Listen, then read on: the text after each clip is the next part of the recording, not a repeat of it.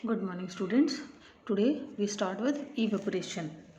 Evaporation, as you all know about it. Evaporation means water is converted into vapors. Water, vapor. This process is known as evaporation. Now we study in detail. Do we always need to heat or change pressure for changing the state of matter? We already discussed about change in temperature and change in pressure. Can you quote some example for everyday life where change of state from liquid to vapor take place without the liquid reaching the boiling point?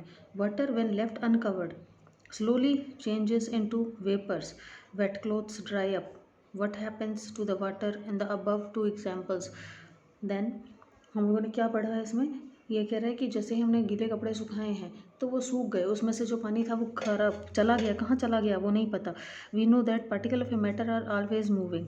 हमें ये पीछे हम पढ़ चुके हैं कि जो particles हैं मैटर के वो क्या हैं? Always moving and never at rest.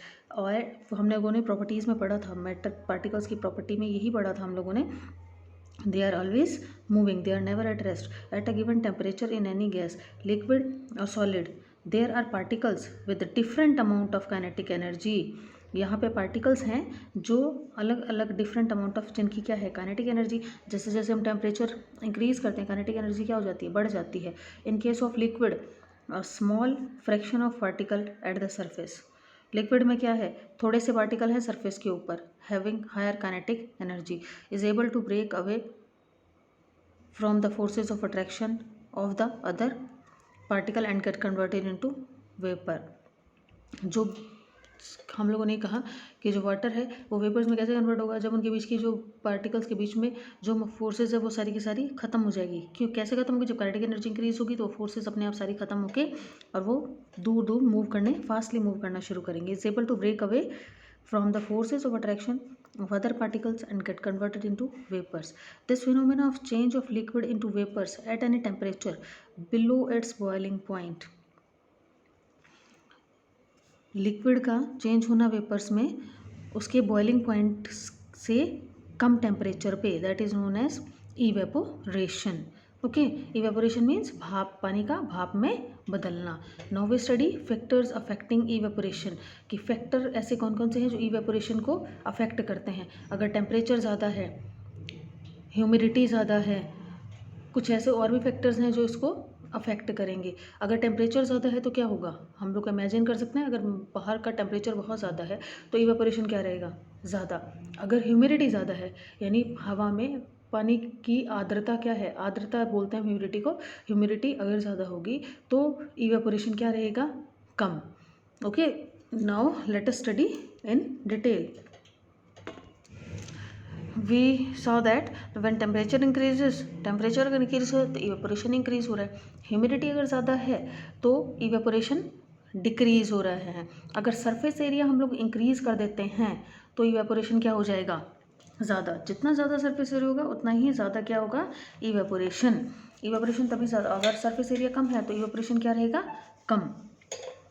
You must have observed that rate of evaporation increases with an increase in surface area.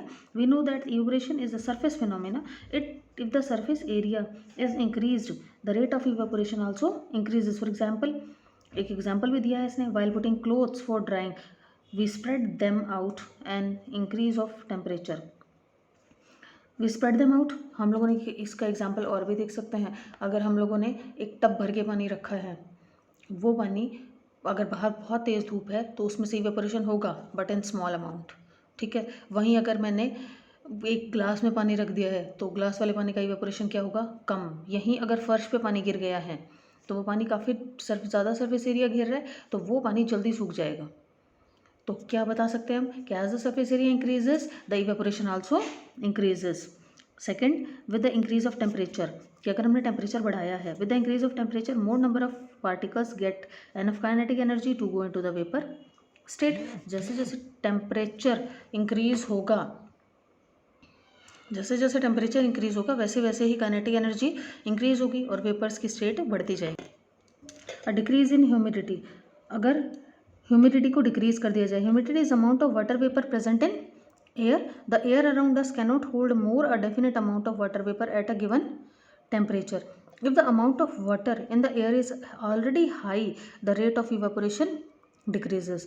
फिर an increase in wind speed, अगर विंड की स्पीड इंक्रीज है, ज़्यादा है, तब भी की इवेपोरेशन क्या रहेगा, ज़्यादा.